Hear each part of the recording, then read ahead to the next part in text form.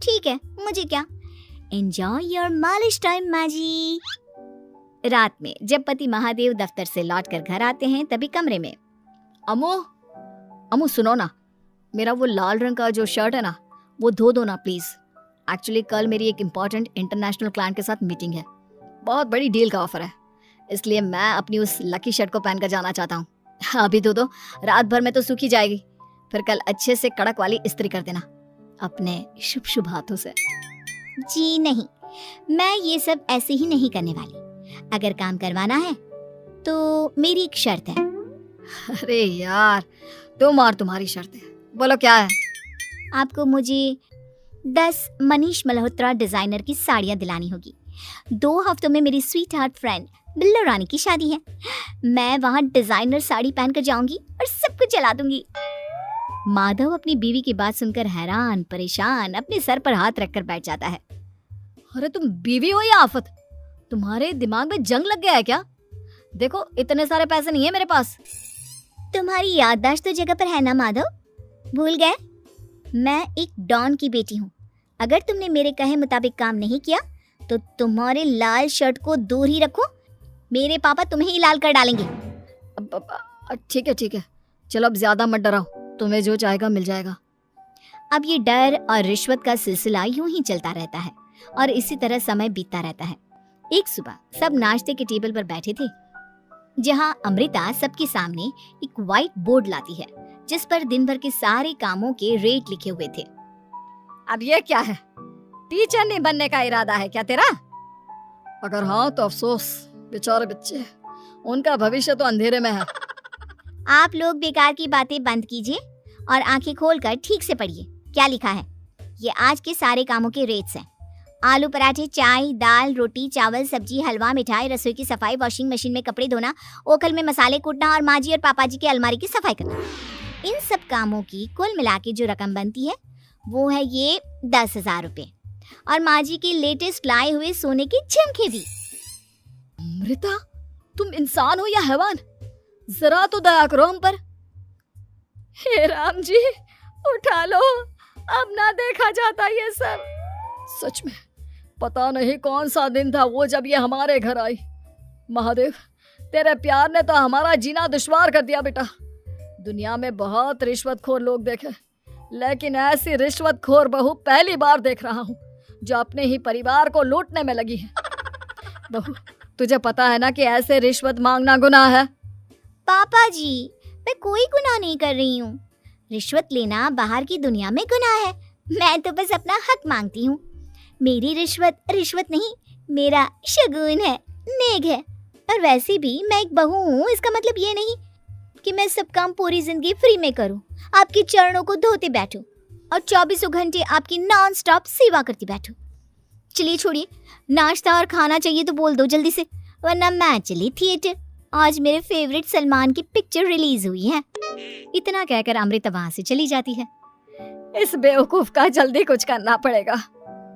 कुछ दिनों बाद घर में पूजा रखी थी और पूजा में 11 पंडितों का खाना बनाने के लिए कहा जाता है, वो भी नई बहू के हाथों से।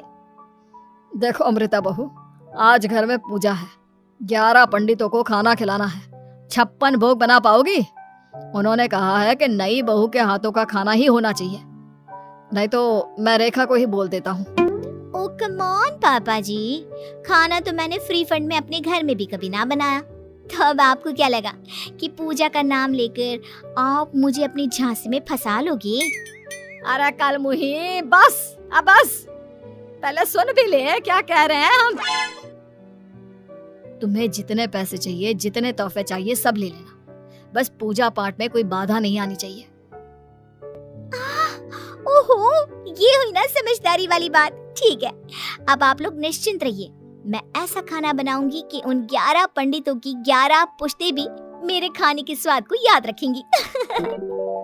अमृता पंडितों के लिए खाना पकाती है और पूजा संपन्न होने के बाद उन्हें केले के पत्तों पर खाना परोसती भी है, जिस पर खाने का पहला निवाला खाते ही वाह क्या भोजन है। हम इतनी जगहों पर जाते हैं लेकिन इतना अच्छा स्वाद तो काफी मुश्किल से चखने मिलता है। रेखा जी, प्रेमचंद भाई साहब, आप लोग सच में भाग्यवान हो कि आपको इतनी सर्वगुण संपन्न बहू मिली है, जिसके हाथों में साक्षात माँ अन्नपूर्णा विराजती है। सर्वगुण संपन्न, सबको संपन्न कर देगी यह खूंखार औरत। कुंडली मार कर बैठ गई है मेरे बेचारे बेटे के जीवन में। एक मिनट, अरे ये बात मेरे इस बूढ़े दिमाग में पहले कैसे नहीं आई? इस अमृता की बच्ची को मैं अपने घर से बाहर कैसे निकालूं? इसका उपाय तो पंडित जी के पास जरूर रहेगा। रेखा अगले दिन पंडित जी के पास जाकर उन्हें अमृता के बारे में सब कुछ बता देती है, जिसे सुन पंडित जी भी परेशान हो जाते हैं। अरे अरे अरे अरे अरे अरे, ऐसी बहू तो 7 जन्मों में भी किसी को नसीब ना हो भगवान। देखिए रेखा जी, आपकी रिश्वतखोर बहू और आपके बेटे की कुंडलियों को जोड़कर देखा है मैंने, लेकिन इसमें तो यही बता रहे हैं कि ये आपके जीवन से कभी नहीं जाने वाली। इसलिए उसे सुधारने के लिए जल्दी आप लोगों को ही कुछ करना होगा, नहीं तो एक दिन वो आप लोगों को कंगाल करके ही दम लेगी। नहीं नहीं, ऐसा हरगिज नहीं होगा। मैं कुछ करूंगी, हाथ पे हाथ धरे नहीं बैठूंगी मैं। वहीं घर पर अमृता को ये पता चल जाता है कि उसकी सास रेखा पंडित जी के पास उसकी और महादेव की कुंडलियां लेकर गई थी। और इस पर जब रेखा घर लौटती है तब, वाह माँ जी वाह, बहुत ही ज्यादा सयानी निकली आप तो। लेकिन मैं आपको एक बात बताना चाहती हूँ कि मेरी और महादेव की कुंडलियां जोड़कर पूजा पाठ और हवन करके भी कुछ नहीं मिलेगा, क्योंकि मैं ऐसी बला हूँ जो आप सबकी जिंदगियों से अब कभी नहीं टलने वाली। फिर चाहे आप कितने भी टोटके हवन या उपाय कर लें। तो खुद को समझती क्या है रे बदतमीज? तुझसे बात करना तो दूर, मुझे तो तेरी शक्ल देखना भी नहीं पसंद। अब सास बहू के बीच एक अनकहा सा युद्ध छिड़ जाता है। दिन बीतने लगते हैं, लेकिन एक दिन अचानक रेखा की तबीयत हद से ज्यादा खराब हो जाती है और उसे सांस लेने में भी काफी दिक्कत और परेशानी महसूस होती है।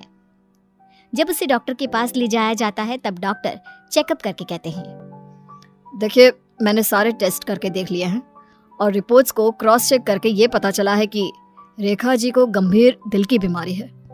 उनके फेफड़ों में भी काफी सूजन आ गई है। उनका जल्द से जल्द ऑपरेशन करना होगा, वरना आई एम सॉरी टू से उन्हें बचाना मुश्किल हो जाएगा। ये खबर सुनकर प्रेमचंद और माधव दोनों हक्का बक्का रह जाते हैं। लेकिन डॉक्टर साहब, कितने पैसे लगेंगे ऑपरेशन के लिए? और उसके बाद रेखा पूरी तरह ठीक तो हो जाएगी ना? जी हाँ, इस ऑपरेशन के बाद वो बिल्कुल ठीक हो जाएंगे, लेकिन वो तभी हो सकता है जब ऑपरेशन टाइम से हो पाएगा। और रही बात ऑपरेशन के खर्चे की, तो उसमें तकरीबन 6 से 7 लाख रुपए तक लग सकते हैं। जहां एक तरह सब रेखा की तबीयत और ऑपरेशन को लेकर परेशान होते हैं, वहीं घर पर रेखा को बिस्तर पर देखकर भी अमृता के अंदर जरा भी दया नहीं आती। ओ माँ जी, ये अपना फालतू का मेलोड्रामा बंद कीजिए ना आप। मुझे पता है आपको मुझे रिश्वत नहीं देनी है और घर के सारे काम मुझसे मुफ्त में करवाने हैं, इसीलिए आप ये सब कर रही हो ना। सीरियसली अमृता, ऐसे हालात में तुम ऐसी बातें कैसे कर सकती हो? हम यहाँ परेशान हैं कि ऑपरेशन कैसे कराएंगे, बैंक में इतने पैसे भी नहीं है, और तुम माँ को ताने सुना रही हो। अरे अमृता बहू, मैं भला ढोंग क्यों करूंगी? हम 6 से 7 लाख का बंदोबस्त कैसे करेंगे? करेंगे पापा, कैसे भी करेंगे। अमृता, अगर कभी भी जिंदगी में तुमने मुझसे सच्चा प्यार किया है, एक पल के लिए भी सही, तो तुम्हें आज इस परिवार, इस घर की नींव, मेरी माँ को बचाना होगा।